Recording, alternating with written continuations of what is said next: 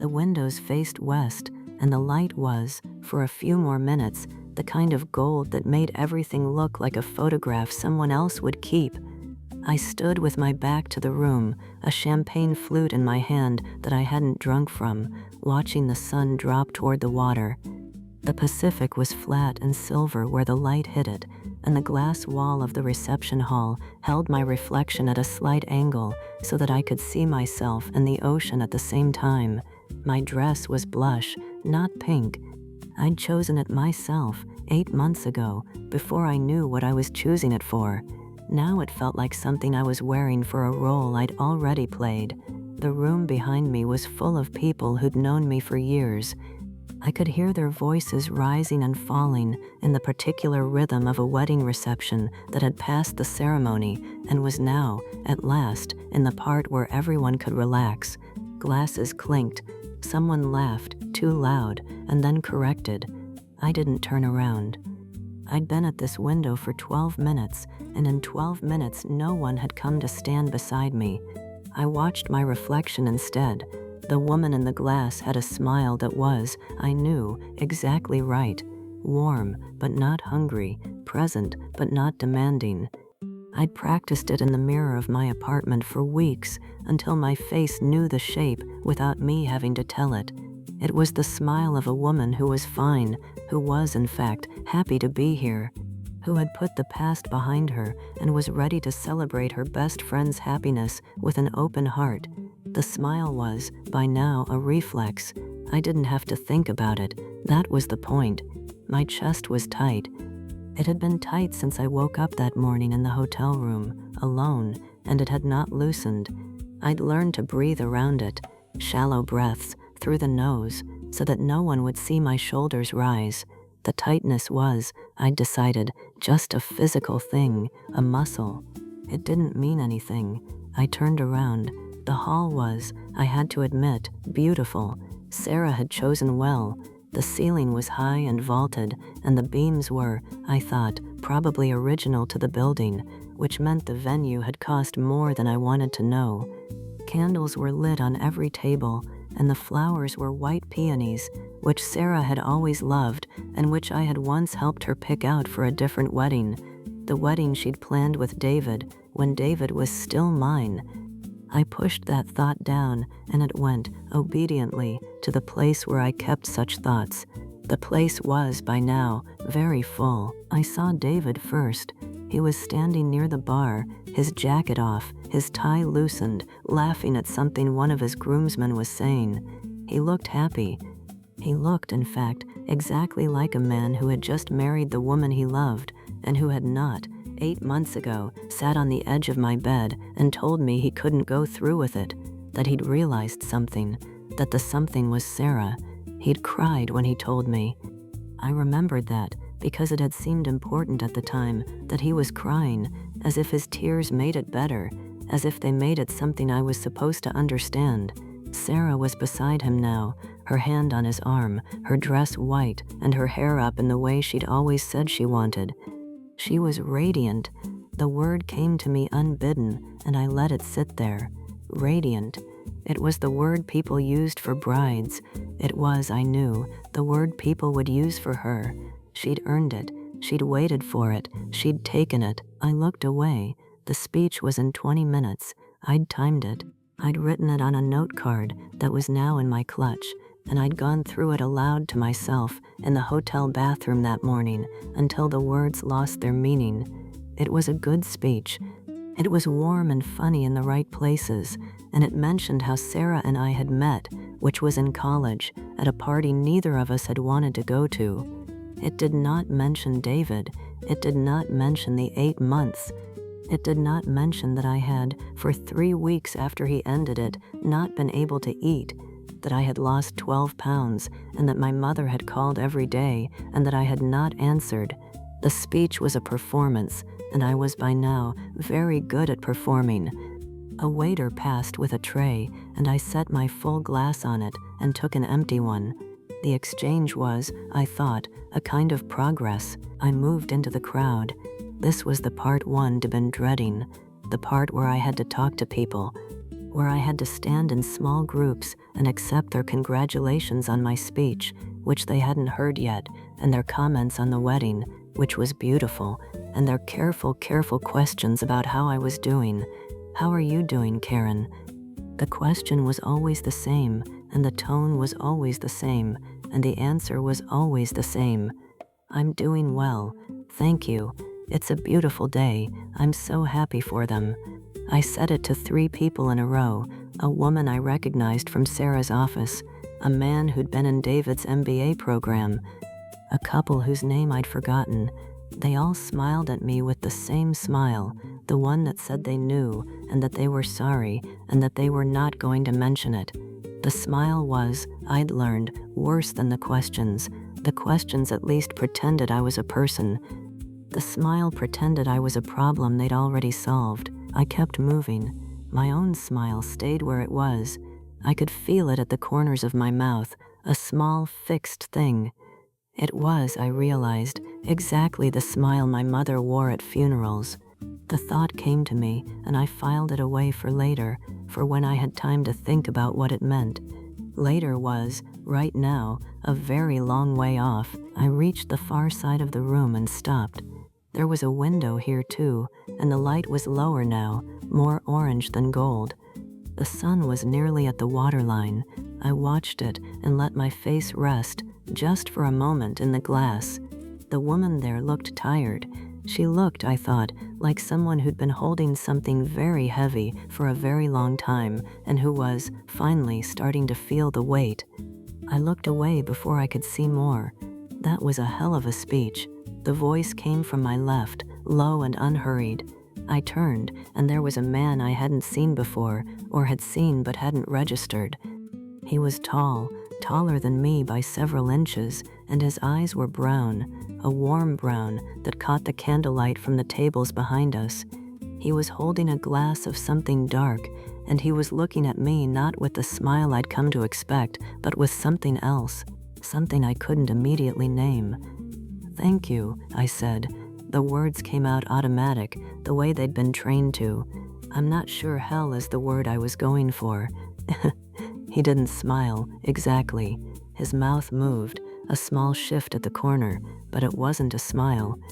It was something more like recognition. "I think you were going for something a lot harder than what you said up there." I opened my mouth to deflect. The deflection was, by now, a reflex too. A joke, a shrug, a change of subject. I had a dozen of them ready. But something in the way he was looking at me stopped the words before they reached my tongue. He wasn't looking at me the way the others had. He wasn't looking at me with pity or with the careful avoidance of someone who knew too much.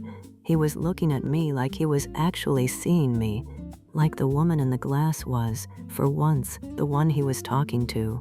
"I don't think we've met," I said, and it came out, to my surprise, as something other than a line.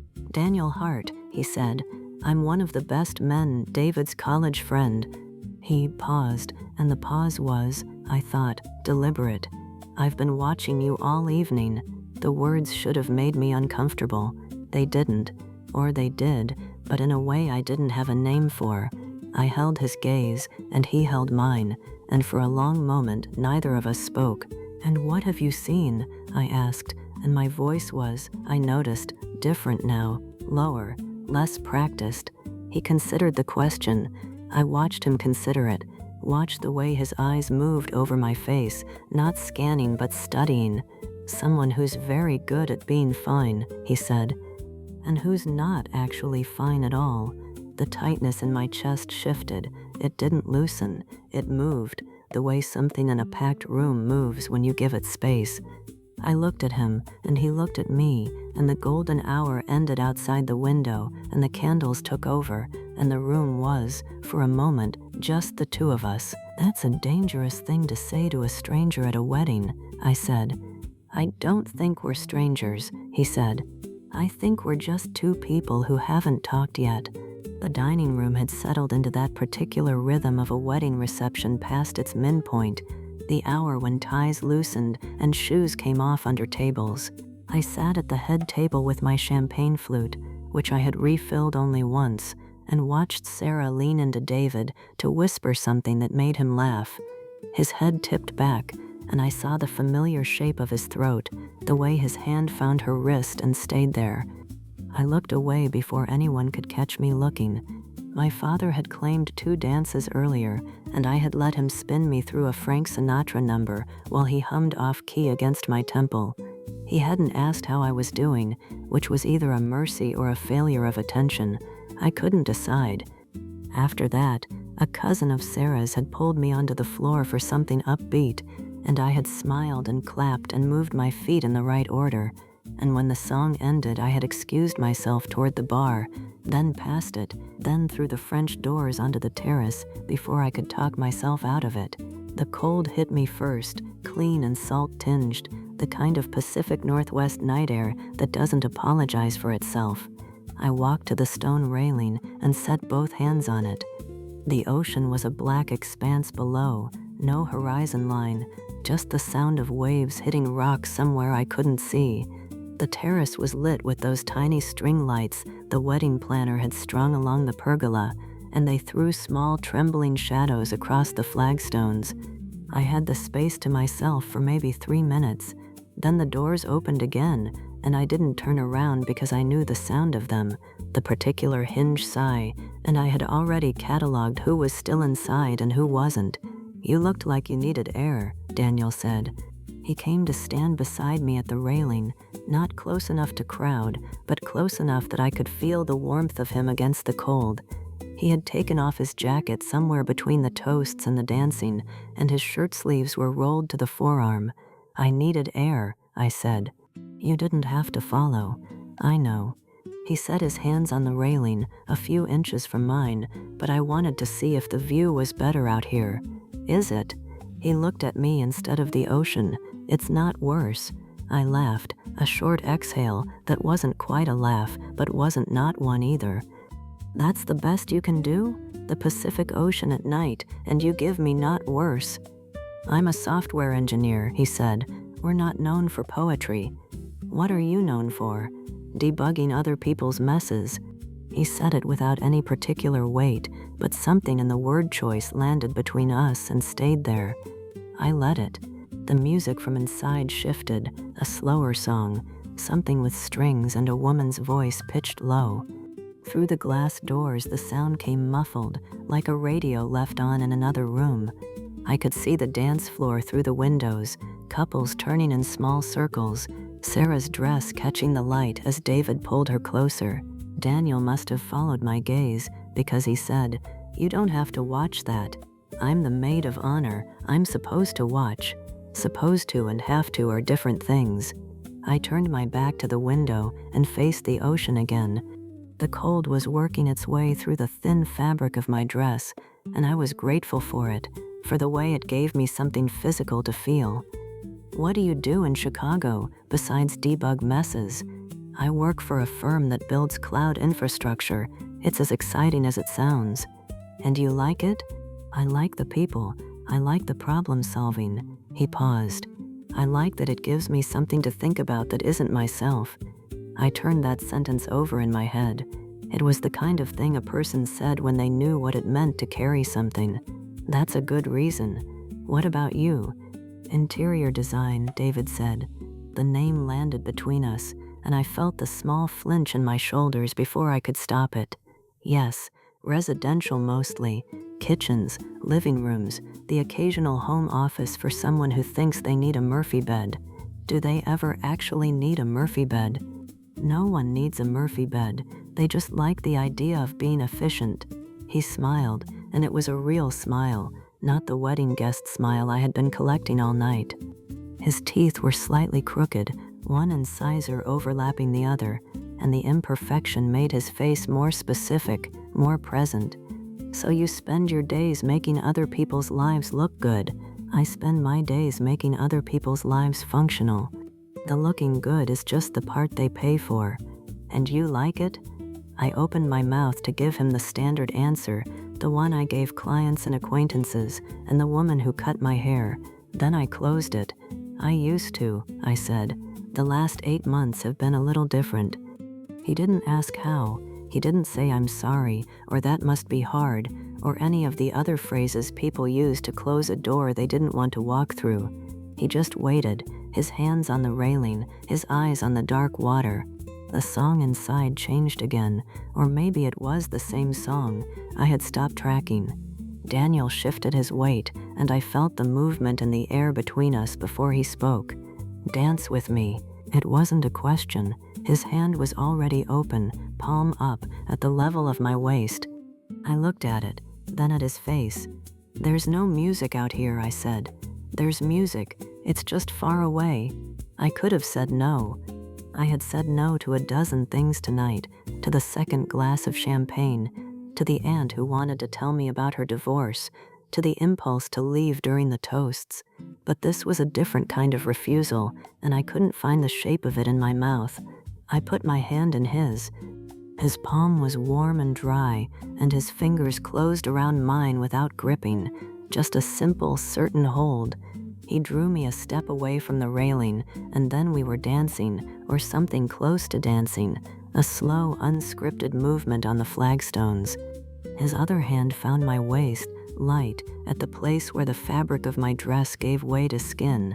I set my free hand on his shoulder, and I could feel the muscle beneath the cotton, the heat of him through the shirt. We didn't speak. The music from inside was a faint, blurred thing, and we moved to a rhythm that was partly the song, and partly the sound of the waves, and partly our own breathing.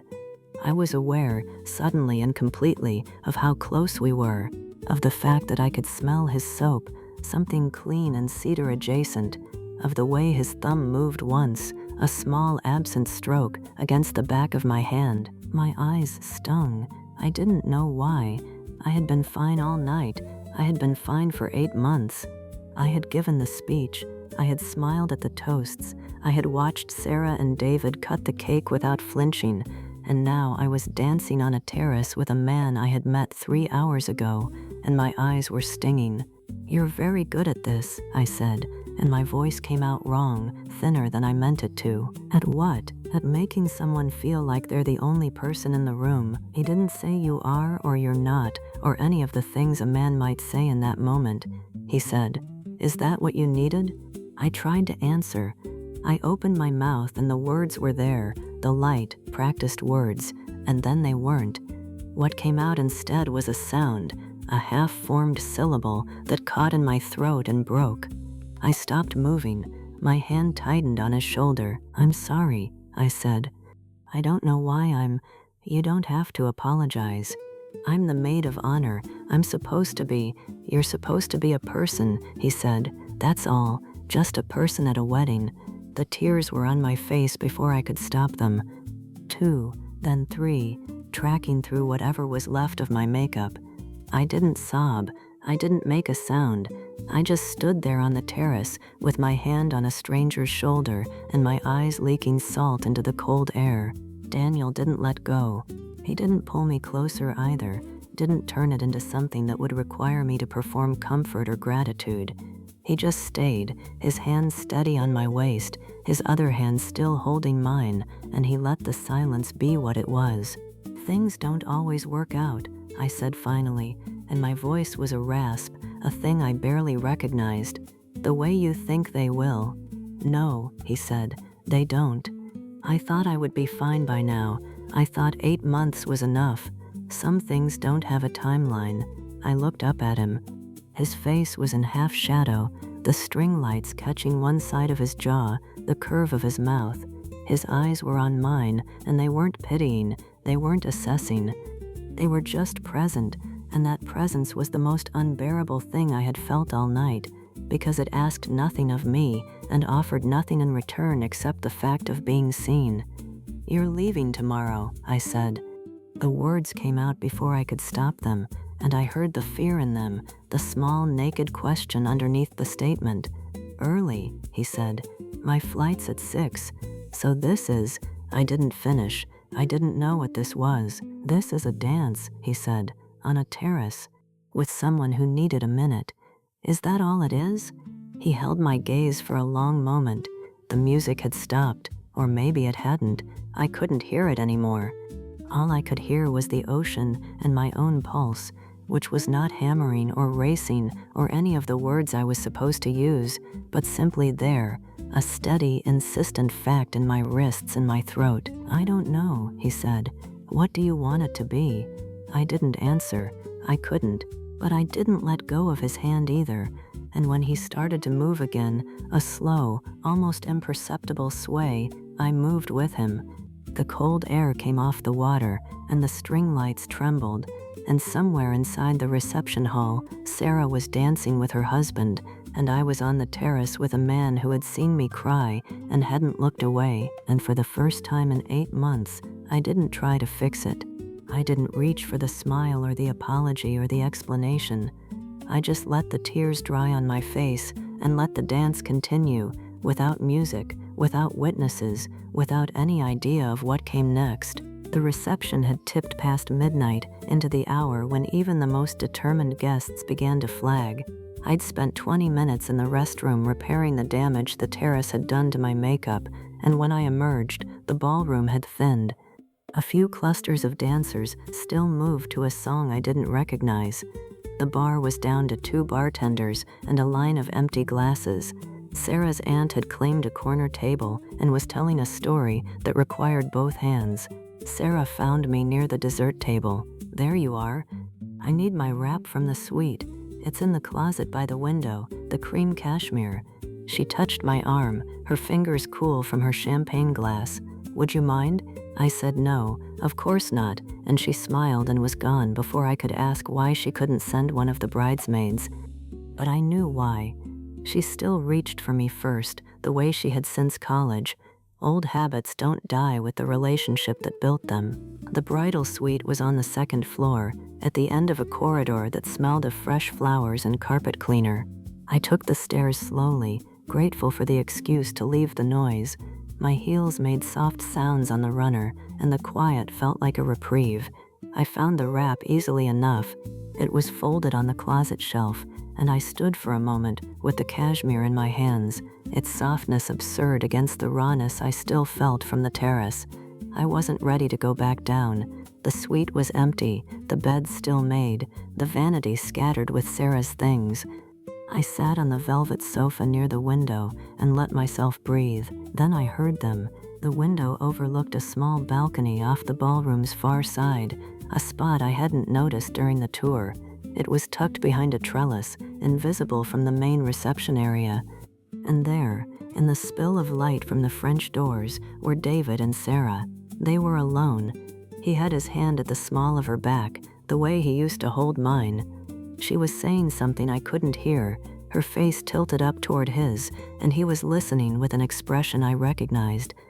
It wasn't the groom's smile he'd worn all evening. It was the private one, the one he gave when no one was watching, when the performance was over and only the real thing remained.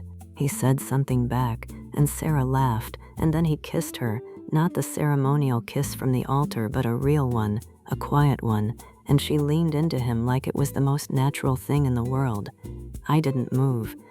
I stood at the window with Sarah's wrap in my hands and watched my best friend and my ex-fiancé be happy together, and the fact of it was so complete, so uncomplicated, that I couldn't find a place to put it. This wasn't a mistake. This wasn't a moment of weakness. This was a marriage, and it was real, and they were in love, and I was in the bridal suite holding cashmere and trying to remember how to breathe. The kiss ended. Sarah said something, and David nodded, and they turned back toward the ballroom. The French doors closed behind them. I was alone again. I sat down on the sofa. The wrap slid from my hands to the floor. I didn't pick it up. 8 months. 8 months of telling myself I was fine, I was strong, I was over it. 8 months of the speech I'd written, and the weight I'd lost, and the phone calls I'd ignored. 8 months of performing resilience while the grief sat in my chest like something I'd swallowed wrong and never coughed up. And for what? For this. For a wedding where I stood in blush-colored silk and smiled while they promised each other forever. For a friendship I'd preserved by pretending I hadn't been gutted. For a strength that had done nothing but keep me alone. The door opened. I didn't look up.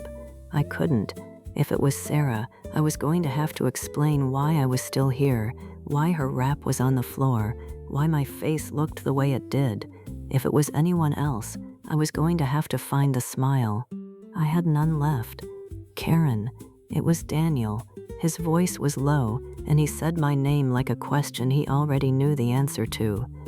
He closed the door behind him, and I heard him cross the room, and then he was sitting on the edge of the sofa, not close enough to crowd me, not far enough to be polite. "I saw you leave the ballroom," he said. "You looked like someone who needed to not be there anymore." I didn't answer. I was looking at the wrap on the floor, at the cream cashmere pooled on the carpet like something that had fallen and couldn't get up. "Do you want me to go?" I opened my mouth, closed it. The word wouldn't come. Yes would have been a lie. No would have been a confession. "That's not a no," he said, and his voice was so gentle it nearly undid me. "I saw them," I said. My voice came out wrong, too thin, too high. "David and Sarah, on the balcony. I saw them together." He didn't ask what I meant. He just waited. "She laughed," I said. "He kissed her." And she laughed, and it was so... I stopped. The word I wanted was easy, but that wasn't right.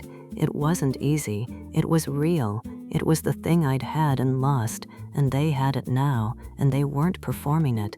They were living it. "I haven't cried," I said. The words came out before I knew I was going to say them. They hung in the air between us, and once they were there, I couldn't take them back. Daniel didn't move. Since when?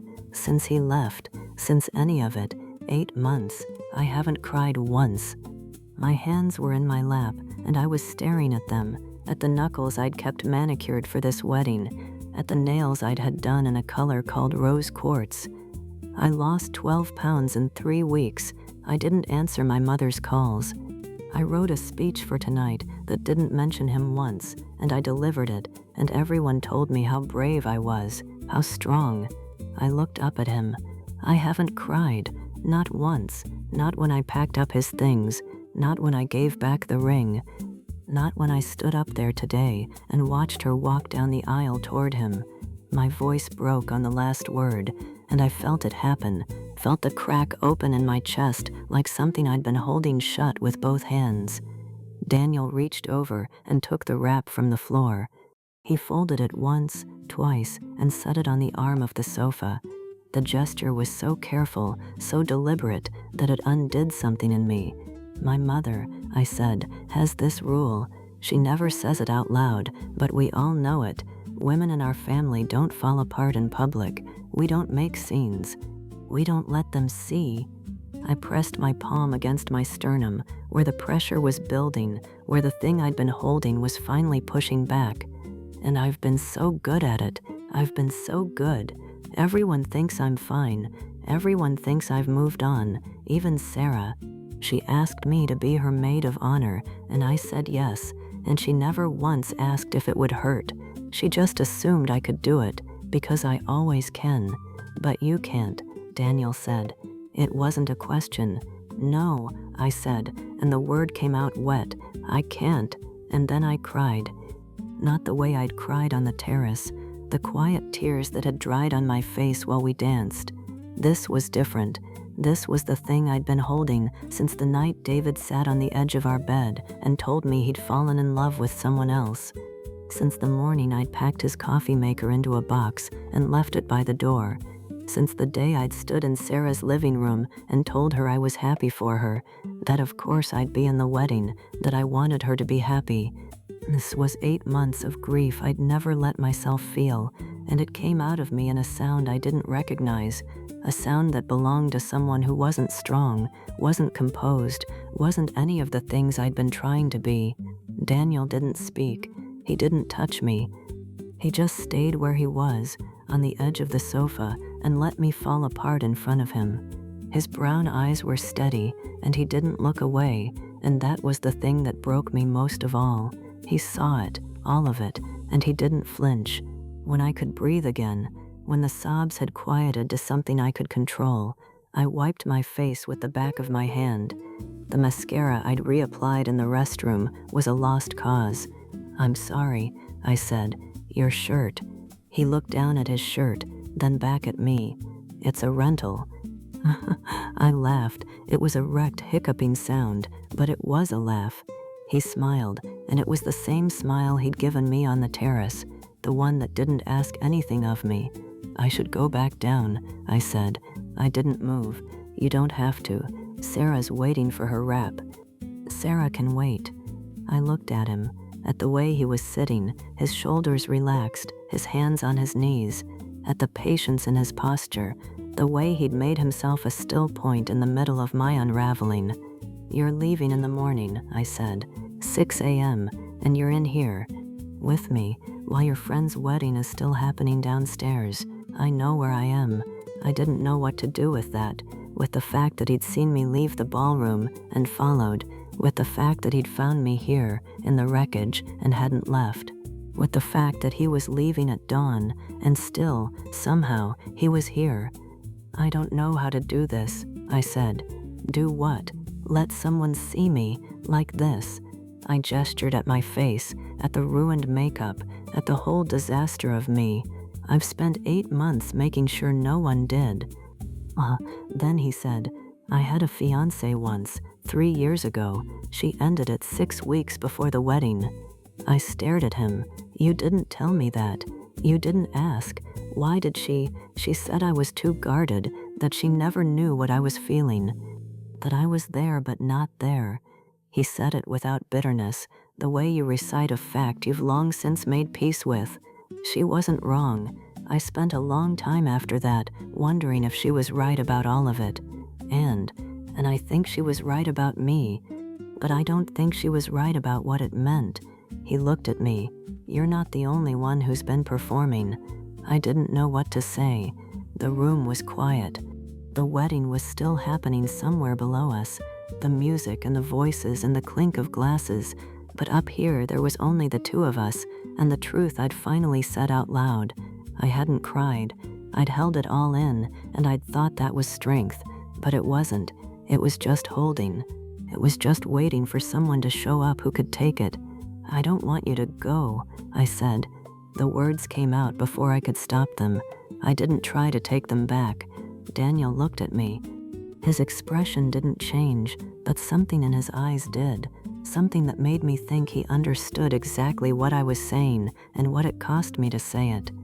"I'm here," he said. "I'm not going anywhere." And I knew he meant the morning and the flight and Chicago. I knew he meant all of it, but I also knew that for right now, in this room, with my makeup ruined and Sarah's wrap on the sofa and the sound of the reception drifting up through the floor, he was here. He had seen me. He had seen all of it, and he hadn't looked away. I reached for the wrap. My hand was still shaking, but I picked it up, and I folded it, and I stood. Daniel stood with me. He didn't ask if I was ready. He just waited, the way he'd been waiting since he walked through the door. "I should bring this to her," I said. "I'll walk you down." I nodded. I didn't trust my voice, but as we reached the door, I stopped. "Daniel," he turned. "Thank you," I said, "for not leaving." He didn't answer.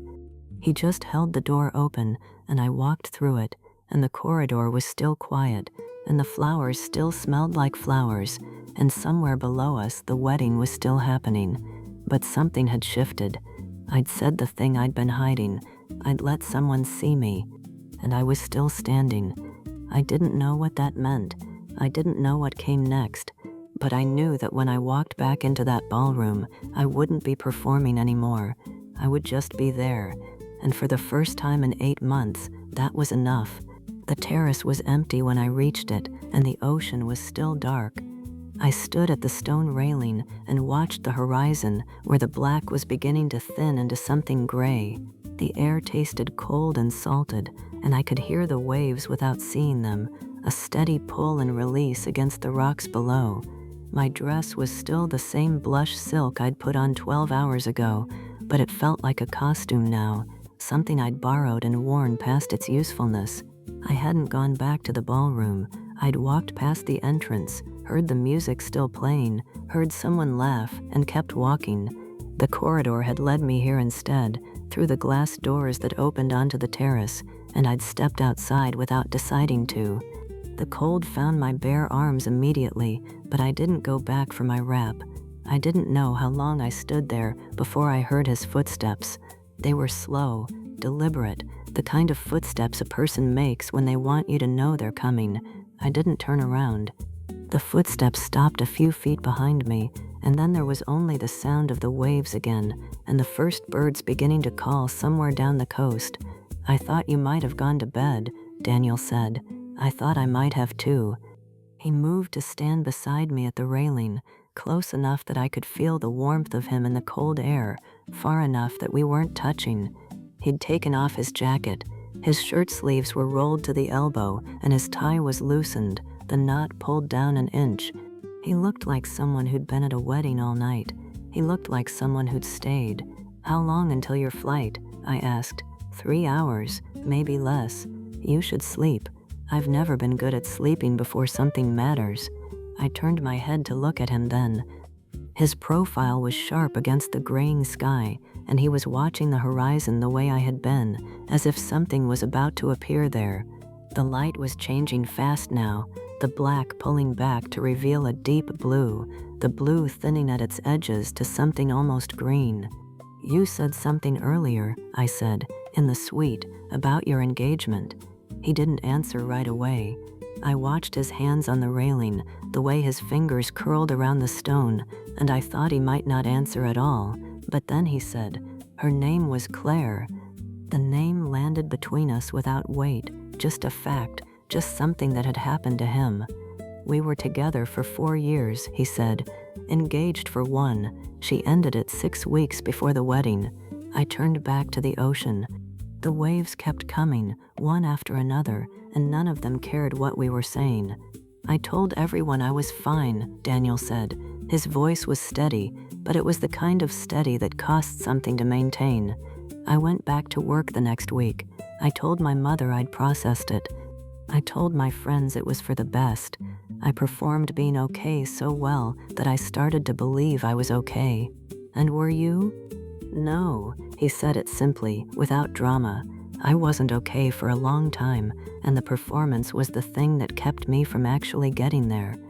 Every time someone told me how strong I was, how well I was handling it, I felt further away from myself, like I was locked in a room and everyone outside was applauding the soundproofing. I felt something open in my chest, something that had been clenched so long I'd forgotten it could unclench." "That's exactly it," I said. "That's exactly what it feels like." "I know." He turned to face me then, and the first real light of dawn caught his eyes, and they were not dark or unreadable or any of the words people used. They were just brown, and they were tired, and they were looking at me without flinching. "I know because I recognized it in you the moment I saw you at this wedding, the way you were holding yourself, the way you smiled at people. You were doing the same thing I did. I didn't realize it was that obvious. It wasn't obvious, it was just familiar." A gull cried somewhere above us, a long raw sound that carried over the water. The sky was pink now at the edges, the color spreading like a stain, and the ocean was beginning to catch it, the dark surface breaking into 1,000 shifting planes of light. "I haven't cried," I said, "since David left. 8 months. I haven't cried once." I'd told him this already, in the suite, but it felt different saying it now, in the open air, with the dawn coming and the waves below us, and nothing between me and the truth. I lost 12 pounds in the first 3 weeks. I couldn't eat. I couldn't sleep. I couldn't do any of the things people do when they're grieving, but I couldn't cry. My mother always told me that women in our family don't fall apart in public, and I think somewhere along the way I decided that meant we don't fall apart at all. Daniel didn't say anything. He just stood there, and the light kept coming, and the waves kept breaking, and I felt the words rising in my throat like something that had been waiting a long time to be spoken. "I thought if I could just perform being okay long enough," I said, "eventually I would be okay. And I've been performing for 8 months. I've been performing so hard that I forgot there was anything underneath the performance. I forgot I was even doing it until tonight. Until tonight. He reached out then, and his hand found mine on the railing. He didn't take it. He just covered it, his palm warm over my knuckles, and the touch was so simple and so deliberate that I didn't know what to do with it except let it happen. The thing I learned, he said, after Claire, the thing it took me 2 years to understand. Accepting help isn't weakness. Letting someone see you fall apart isn't failure. The performance is the prison. The vulnerability is the escape. I looked at his hand on mine. I looked at the ocean. I looked at the sky, which was gold now, real gold, the kind of light that changes everything it touches. I don't know how to stop performing, I said. You just did. And I realized he was right. I was standing on a terrace at dawn in a dress I'd worn all night, and my makeup was gone, and my hair was coming down, and I had just told a man I'd known for 12 hours, something I hadn't told anyone in 8 months. I wasn't performing, I was just there. The tears came before I knew they were coming. They came the way the dawn had come, not all at once, but gradually, a lightning, a release. I felt them on my cheeks, and I didn't wipe them away. I let them fall. I let myself fall, and the sound I made was not a sob, not exactly. It was something quieter, something that had been waiting in my chest since the night David packed his things, and I stood in the doorway and told him I understood. Daniel turned his hand over, and now he was holding mine, really holding it. His fingers laced through my fingers, and he didn't look away, and he didn't try to fix it. He just stood there, and the sun came up, and I cried for the first time in 8 months, and the ocean kept moving, and nothing ended. This feels real, he said, when I could breathe again. What happened between us tonight? It doesn't feel like a wedding. It doesn't feel like a moment that ends when the music stops. I know, I said. My voice was raw, scraped clean. I know it does. I'm leaving in 3 hours. I live in Chicago. You live here. Those are facts. But I don't want this to be something that only happened at a wedding. What do you want it to be? I don't know yet, but I'd like to find out. He paused, and I saw something move in his face, something that might have been fear or hope or both.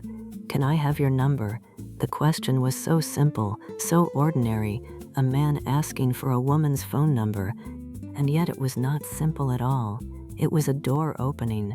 It was a future that I had not allowed myself to imagine. It was the first light on the water, and it was a promise that the night did not last forever. Yes, I said. He smiled then, and it was not a smile that didn't reach his eyes. It was a smile that started in his eyes and moved outward, and I watched it happen, and I felt something in me answer it, something that had been asleep for 8 months and was just beginning to wake. I gave him my number. He typed it into his phone with one hand, the other still holding mine, and when he was done, he looked at the screen for a moment and then looked at me. I'll call you, he said, when I land. Okay, and Karen? Yes? You're not performing anymore. I looked at the ocean. The sun was fully up now, and the water was gold and blue and endless, and somewhere below us the wedding was over, and somewhere above us a plane would soon be taking off, and I was standing on a terrace with a man I had not known yesterday, and I was not performing. I was not performing, and I was still standing, and that was the thing I had been afraid of all along, that if I stopped performing, I would fall, and I had fallen, and I was still here. No, I said, I'm not. And as I stood there, with the sun fully up and the water gold and blue and endless, I understood 2 things I had not been brave enough to know before, that the strength I had been performing for 8 months was not strength at all.